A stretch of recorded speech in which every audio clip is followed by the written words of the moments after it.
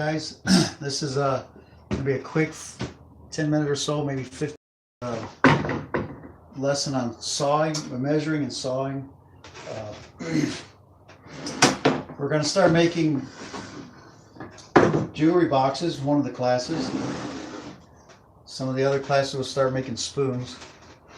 And so I'm gonna have to adjust the camera here in a minute, but we're gonna take tape measure.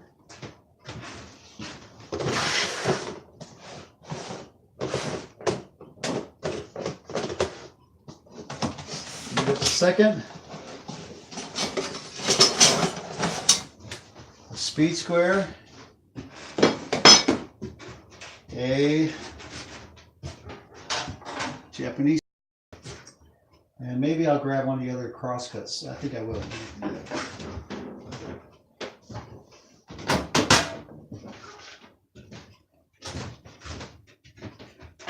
Grab one of these crosscut saws.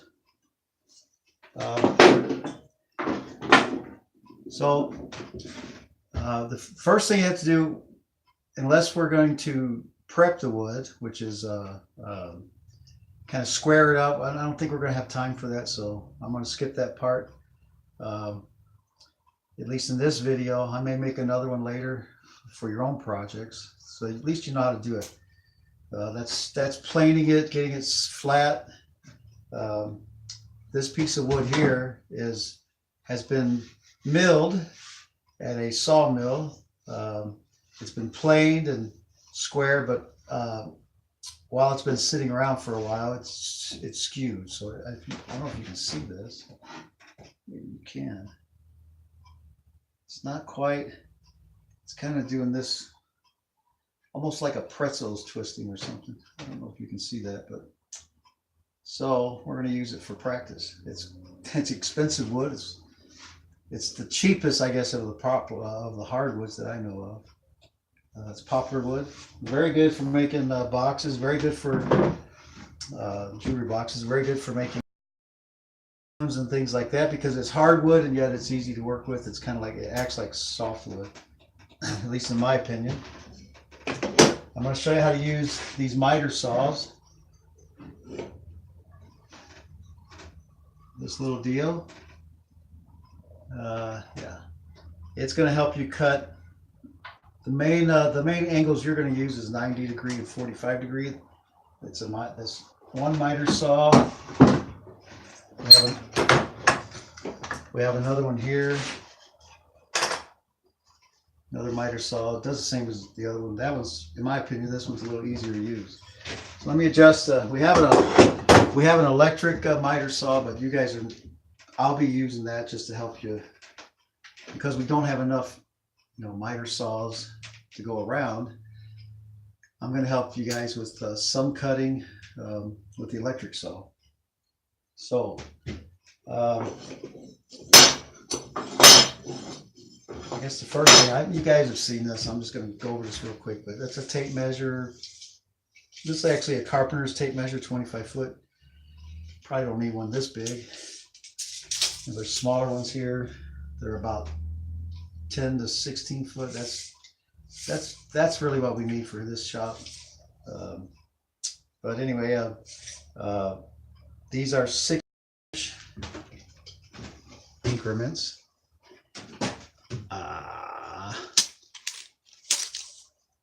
I don't know if I have it upside down there or what. Anyway, that is each of those lines are a 1/16 of an inch. I don't know if I can do this. Each of the there's a line here. That's an 1/8 of an inch. The next line is a 1/4 inch. Then that's another 1/4, which makes that's the 1/2 inch mark. So there's one longer line than the 1/16 inch lines. That's the 1/8 inch. The 1/4 inch is the next tallest. It's kind of like steps. If you think of it as steps, the first step is a 1/16, the first long line, the step is a 1/8 of an inch. The next one is a 1/4 inch, and then that one in the middle is 1/2 inch. Then the next one over is I don't know if I'm going the right way. I'm looking at this backwards. But the next one is 3/4 of an inch, and then I believe it's 7/8. And I have to do this. I haven't figured out how to set that sensor, motion sensor. So I have to wave my hands once in a while. Anyway, and I believe I had it upside down, didn't I? I think I did. At any rate, for instance, if you need 5 3/16, you're going to go, this is very hard to do backwards. You're going to go 5, measure over 3 lines, 1, 2, 3/16. Okay. If you need 5 1/4, you're going to go 5. I think that's the 5. Then the second long line, which is going to be this one right here. Okay, and I'm pretty sure you know how to use this tape measure already. This is a speed square. This is incredibly useful for carpenters and building roofs and hip and valley joints. But you can also get different, you can use it as a protractor. And I might make another video on that, although I think there's a video on the site. Somebody else made a video, so I won't go over that. But this is mainly for measuring 45-degree and 90-degree angles and getting a straight line, which I'm getting ready to show you just in a minute. So I'm going to fix the camera, get it set up so it's we've got the right angle so you can see. You're not going to see my face anymore.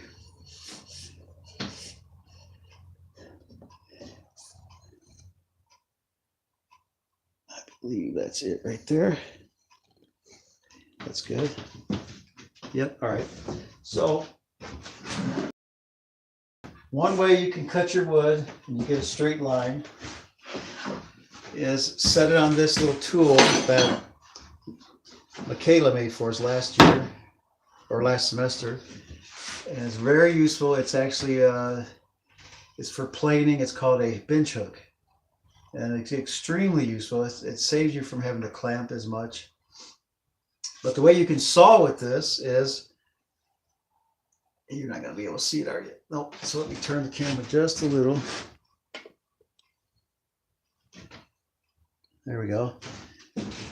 So the way you use this for sawing is to hook it on the edge. That's why they call it a bench hook. Hook it on the edge, then put your piece of wood you're going to cut here. Get it lined up, get the saw out of the way. That's always a bonus.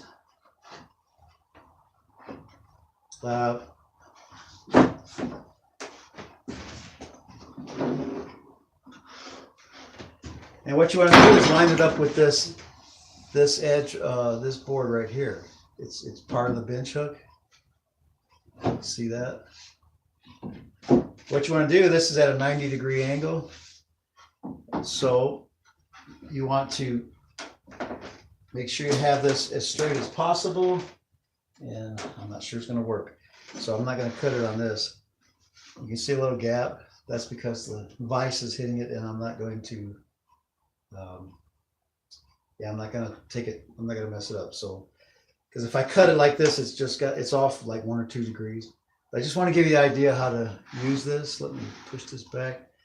Let's just say you want to measure 4 inches. You're going to, well, let's do 6 inches, all right? You can do it 2 ways. You can do it with a tape measure or anything up to, I think it's 6.5 inches with the speed square. You can measure it like this. And you can do 4 inches. There's a 4-inch mark right there. You can see the numbers. I believe you can. You can do it with the tape measure. If you're going to use a tape, put it on the edge, and then you pull. If you pull this edge here, the tape measure is designed this way. I've forgotten why it's designed this way, but it is. This little clip, I call it. I don't know if you can see this, but it actually moves. It actually will move just a little bit. Get it. You can see it moving just. I think you can see that. And that's going to throw you off. That's about it's at least a 1/16 of an inch. So if you pull the tape measure this, like if you pull it like this, you're going to be in about a 1/16 of an inch. You'll be off about a 1/16 of an inch. So the best way to measure with a tape measure is to use the 2-inch mark or the 1-inch mark. And this actually has a locking mechanism. So you push this down, this little lever down, and it will lock it so it stays in place. So let's say you want 4 inches. So you put the 2-inch line on the edge of the board, and then you would measure 4 inches. You would go,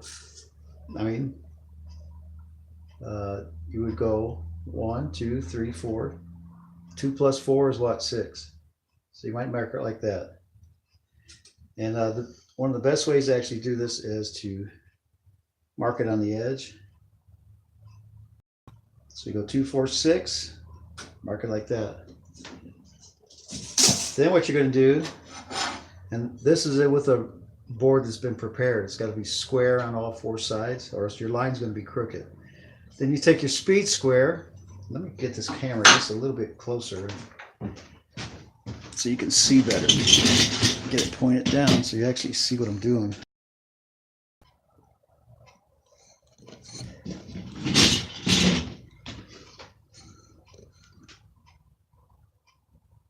I think that will work right there. Okay, so then you're going to take your speed square. Make sure it's got this little lip you can see. It's hard to see, but it's a little lip right there on both sides. You take that, put it up against the side of your board, and I like to put the pencil mark right on the line that I just marked, and then put the square up here and then mark it. There you go. Now, if this was, you can see the little gap here, but if this was perfectly square, and I can't quite do it. Maybe I can. No, I can't quite. I'm not going to take a chance. You would line it up with this edge, that line, and then take your saw. This is a Japanese saw. These are called crosscut teeth, and you use these when they act more like knives. So you're going to use these smaller teeth. I think you can see it. On a Japanese saw, the teeth are going to be smaller than one edge. You can see that. This is the rip cut side, which I may show you that. We may not even use that. But you can cross cut with it. It's just going to be a wider cut, and it's going to be, in my opinion, a rougher cut. Although a Japanese saw has a clean cut. That's why I love them compared to a Western. These are called Western saws, but they both do a good job. It's just, some people prefer one above the other. And what you're going to do, take the crosscut teeth. You're cutting across the grain. These lines are the grain, which are actually the growth rings of the wood. And there's a plane mark right there. You can feel it. These are the growth rings of the wood. The knots are where little branches were growing. Way up here is a knot. That's where branches were actually growing on the tree at one time.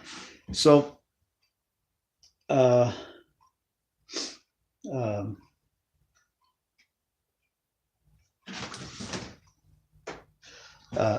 what you're going to do is when you cut it, you're going to line up the saw right with the edge of the board. Don't cut into the board, and then start cutting. And ideally, like if you're going to use this side, you're going to mark this side with an X. so that you know that's the side you want to cut.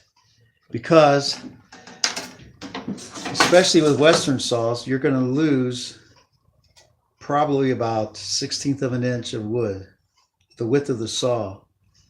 So if you cut it on this side, it will actually come up shorter, because you can see if I cut it like that, I'll use that much wood, the width of the saw. I don't know if you can see that. So what you want to really do is make sure you cut, make sure you cut on this side of the wood.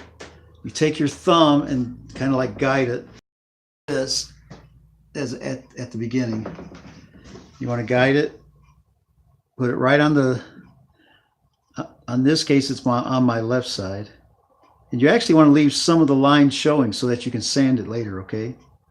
And you would actually, with the Western saw, you start like that. Just make a little nick, start real slow. And your thumb will actually help keep the saw straight up and down. You want to keep it basically like a 90-degree angle like that. That way you have a straight cut all the time. Now, you can also put the square right against the saw. Get it straightened out, and then you can saw like that. Follow the square. You just have to make sure you push this way a little bit so that the square doesn't get twisted like that. If you want to make a 90-degree cut, I'm not going to show you. I'm not actually going to start one, but you would basically say you want to cut a 90-degree angle here. You may start at the corner, nick the corner. That's what I like to do. Put your pencil there, and then you would cut. Then you would cut that part off and have a 90-degree angle. That's great for picture frames. You can do it for boxes also if you want to. We're going to erase that because we're not going to actually do that. So, okay, so that's cutting it with a saw. Oh, let me show you the Japanese saw real quick. Japanese saw, I like them that you get a cleaner cut, a cleaner edge than with a Western saw. However, they're more flexible, so they tend to bend like that, and it's easy to start bending this way and cutting it, if you can see that. So you have to keep the saw 90 degrees, which I always think using the square is good. I feel like it is, because it helps guide the saw, keeps it from twisting, at least this way. So as long as you follow that square, you'll be good. And the best way to do this is actually get a line all the way across.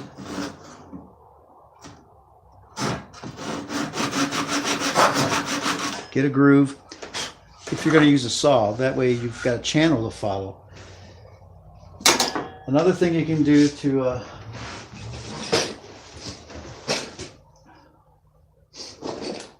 let me find it real quick. Another thing you can do to get a channel started is take a little carving chisel. We actually have one that is a marker somewhere, like a marking knife. Put it right up against here and start grooving a channel. A channel in there. Keep it right up against the square.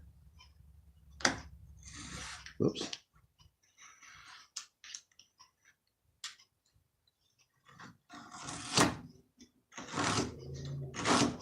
And it puts like a little tiny groove in there. That's not the best one for that job. Or we have a utility knife.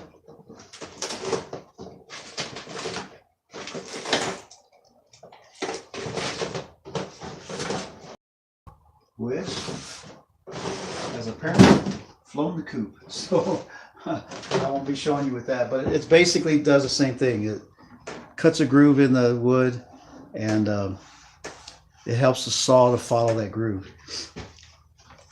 So now that's one wood. Let me put these up real quick.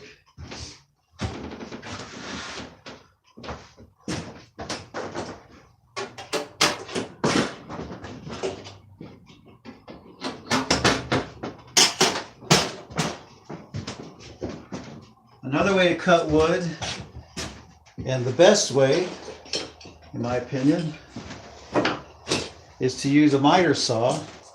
You're going to measure the same way, and when you want to put the tape up, you push this little locking lever up, and it will go in by itself. Put this up.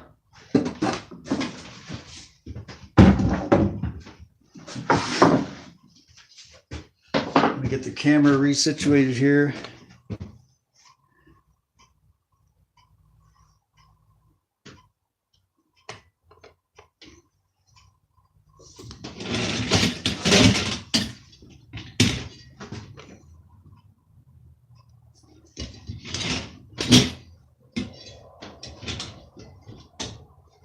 I think actually I'm going to move the camera over here. That's going to be the best way, I think.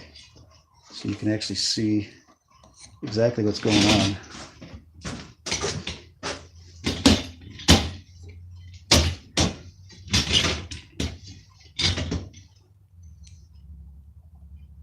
There we go. I think that's going to be the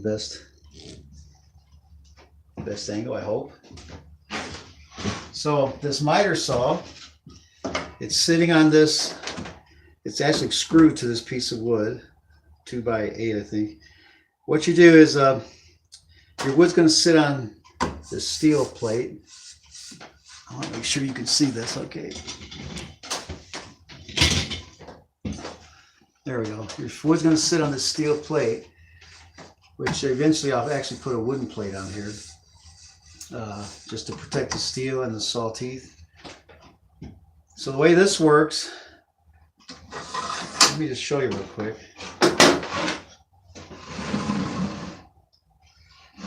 Okay. So now you can see it's sitting up at a pretty good height. What you really need ideally is a piece of wood out here somewhere. Where's my hand? Way out over here. Let's just pretend it's somewhere right here. Another piece of wood that is as high as this and this combined. But at a bare minimum, this height. So usually a piece of plywood is just about the same height. Get a scrap piece of 2x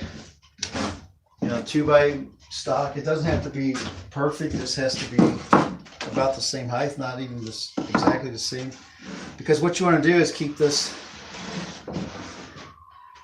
end of the board is going to be out here. You want to keep this as level as you can. And ideally, you have the same thing in this direction also. So we are going to do our best to accomplish this. Now let me show you this real quick. This saw, I hope somebody's okay. So this saw has numbers on it with little notches. I don't know if you can see that. Yes, little notches. So that's 45 degree. I think that's 60, 75, 90 degree, and then it just the same thing on the other side, just different direction. This is supposed to be screwed on, but somebody took the screw off. I've got to find the screw. But this obviously sits on here and slides up and down for different, thicknesses of wood. And the way this works is, say you want to cut a 45 degree angle, you put the notch inside this little guide. I call it a guide, but it actually locks the notch. It slips into the notch, locks it into place, and you screw this wing nut. And then what it does, it keeps it secure. I'm actually going to try to saw this. It's farther away from me, but it would be better for you because you can see it better.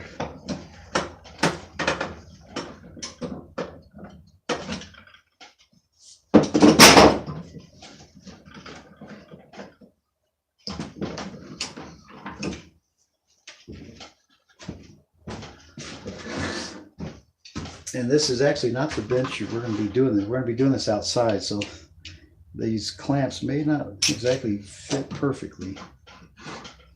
Or I know how we can do it. We'll do it this way. If you clamp it like this, just make sure the clamps, I think you can see that. Just make sure the clamps don't extend past this little wall. It's called a fence. Make sure the clamp doesn't go past that, or else your wood's going to hit it. So you clamp it down. That keeps it from moving around while you're sawing.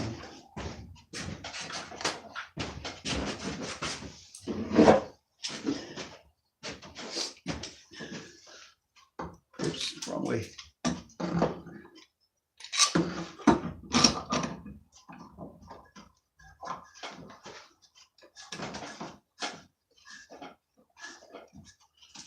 Okay, let me get some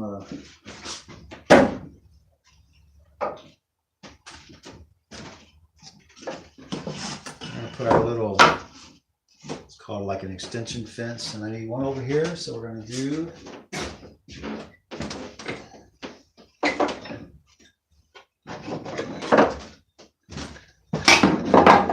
that's a little bit too high, so I need that.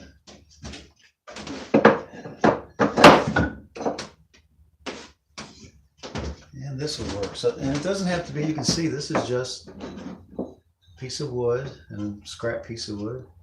I'm just going to put it like this, and this is the other side of the board I'm going to cut is going to fit over here, or somewhere close to there, maybe.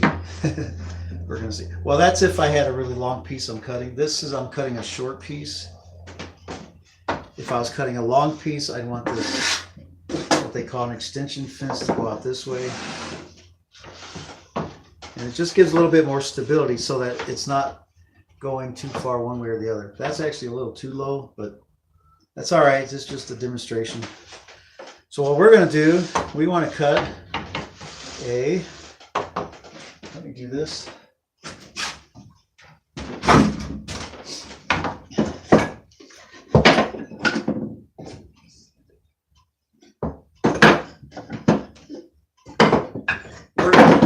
We're going to cut a 90-degree angle.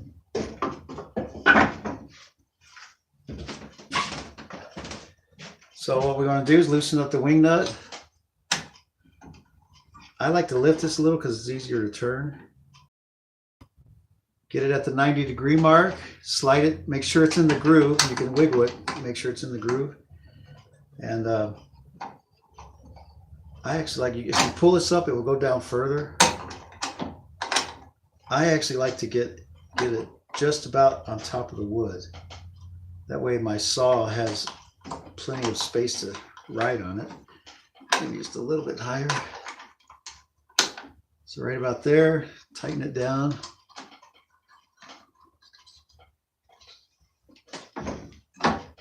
Whoops.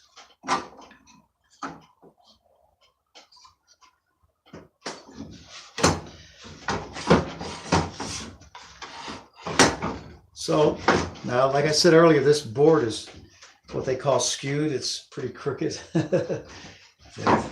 It's warped pretty badly. So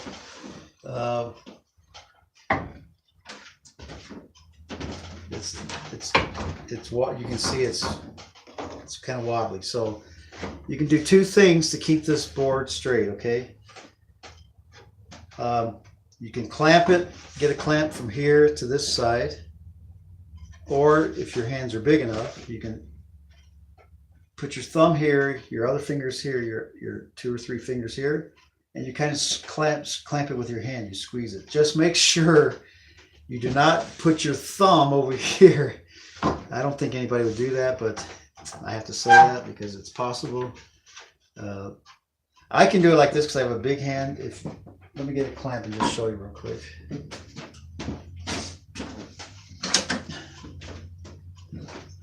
I like to use these clamps for doing something like this because it's very easy to adjust. You pull the trigger up, slide it out,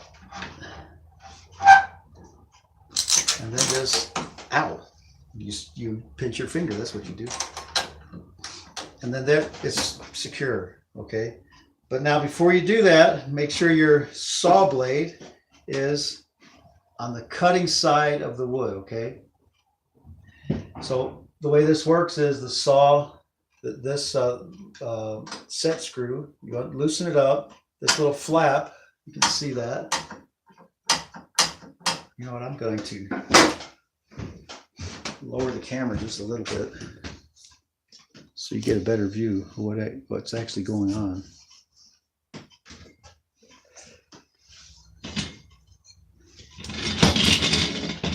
Just hold on with me for a minute. I'll lower this as much as I can.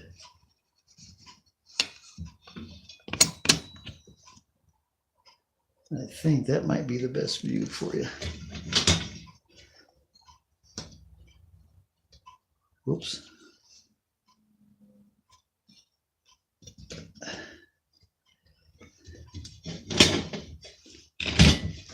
So I think that's going to be about the best view right there.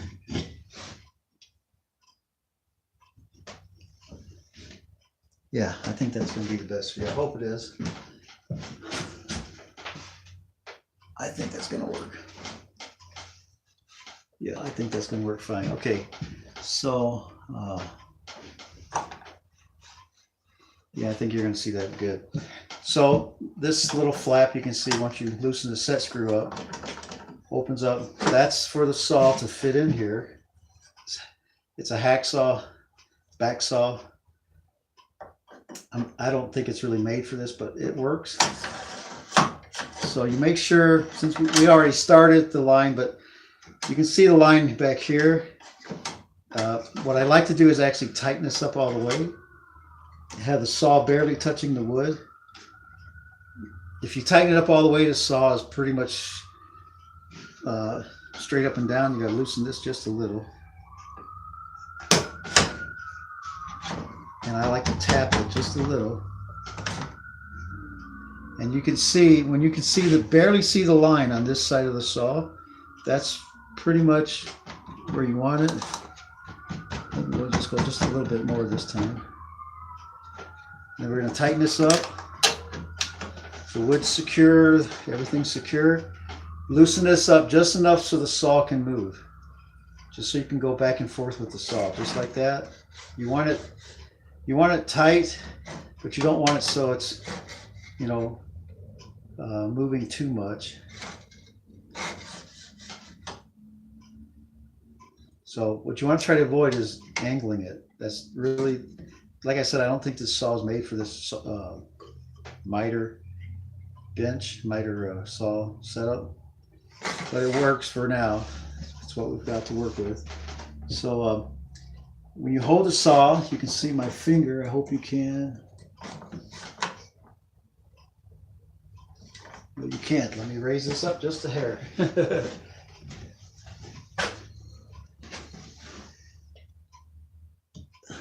That may be a little tiny bit better. Okay.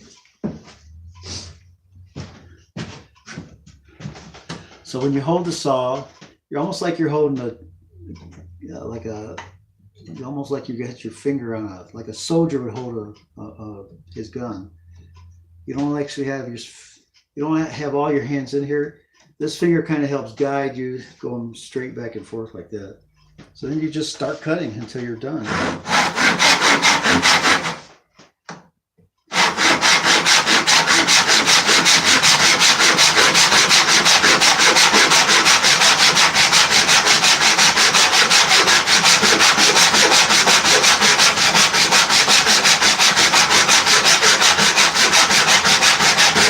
I like to make sure the clamps aren't coming loose, this one especially. And I keep my hand here and help push it up against the fence also.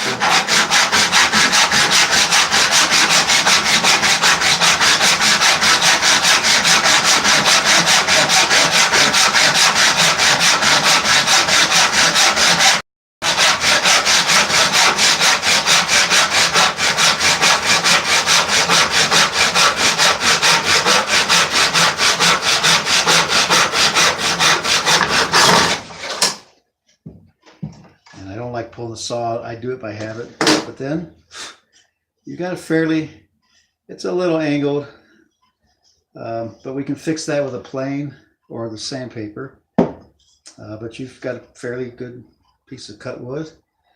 Not, like I said, it's not 100% perfect.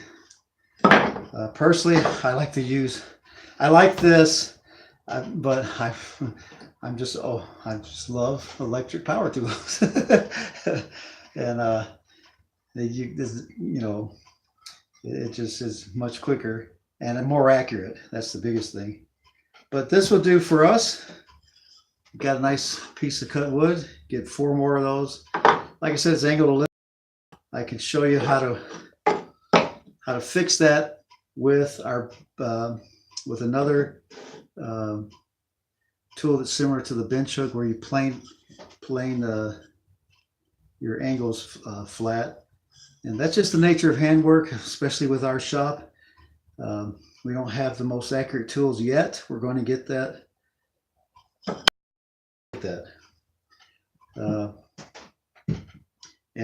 Anyway, that's it for the sawing.